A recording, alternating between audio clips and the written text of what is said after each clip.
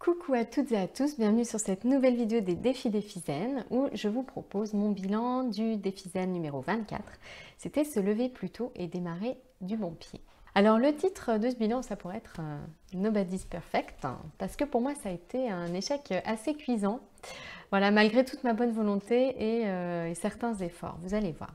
Donc j'étais motivée comme d'habitude, j'ai envie de donner un bon exemple quand je fais mes vidéos, donc forcément je me donne en général à 100%. Donc j'avais décidé de faire plusieurs choses cette semaine. Déjà, j'avais décidé le soir de repérer mes cycles de sommeil pour aller me coucher dès qu'ils apparaissent, de faire donc des activités après manger un petit peu plus calmes, même si c'est lié au blog. Également de ressortir mon réveil luminothérapie avec la lumière naturelle du soleil, les petits oiseaux qui chantent, et puis de faire 15 minutes du coup de yoga le matin avant de partir pour le travail. Ça, c'était donc mes résolutions de la semaine. En réalité, ça ne s'est pas vraiment passé comme ça. Donc tout d'abord, ce week-end, j'étais en famille, j'étais seule avec les deux bouts de chou et ils se sont passés le relais, hein, les deux nuits. Le plus grand était malade, la plus petite, elle mange encore la nuit 2 fois, bref. J'ai dû dormir 5 heures en 4 fois.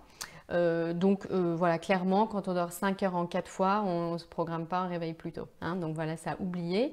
Donc déjà pour les 2 premiers jours. Du coup, le dimanche soir, j'ai voulu reprendre un petit peu les choses en main et donc me coucher plus tôt. J'avais donc décidé d'arrêter un petit peu mes activités plus tôt. Mais en réalité, j'ai eu les signes du sommeil vers 10h15 et puis en fait, le temps de me coucher, il était bien 45-50.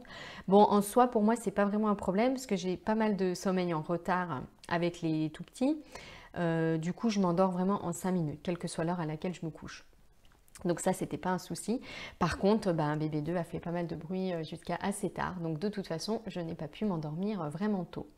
Mais j'étais quand même motivée, donc j'avais quand même programmé mon nouveau réveil avec sa lumière naturelle le matin à 6h15, qui me laissait une petite marche d'un quart d'heure avant de partir travailler. Mais en fait, ce qui s'est passé, c'est que ce réveil est tellement doux et agréable que en fait, je ne l'ai pas entendu. Hein. J'ai beaucoup de mal à l'entendre et j'ai mis 25 minutes avant de vraiment d'émerger. Donc du coup, il était 6h40, donc beaucoup trop tard. Alors là, quand même un enseignement, c'est que j'ai bien senti les effets du stress sur le corps quand on doit se préparer, qu'on est complètement pressé.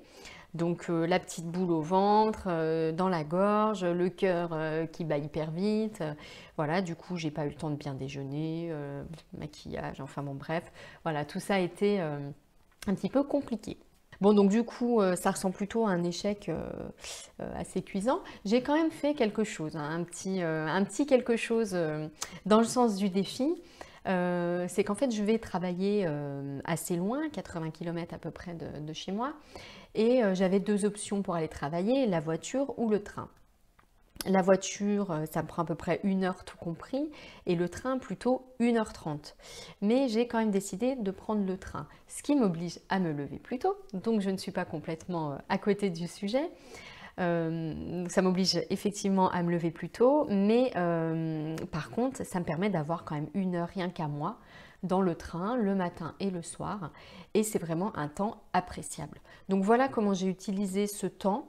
Cette heure, donc le matin, je l'utilise pour méditer, puisque le matin, c'est vraiment une heure qui est idéale pour la méditation. On a l'attention qu'il faut.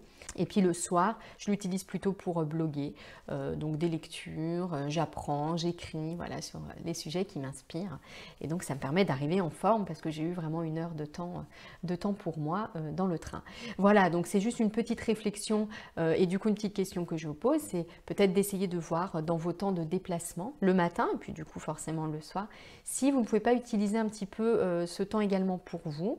Donc par exemple le train, le métro, pour avoir un petit temps pour lire, ou pour écouter de la musique, pour apprendre quelque chose qui vous plaît. Et puis pourquoi pas également du vélo ou de la marche, faire une activité un petit peu plus physique, parce qu'on passe tous beaucoup de temps dans les déplacements. Et donc voilà, ça peut peut-être être l'occasion d'une petite réflexion personnelle. Voilà, j'espère que ce bilan vous a plu.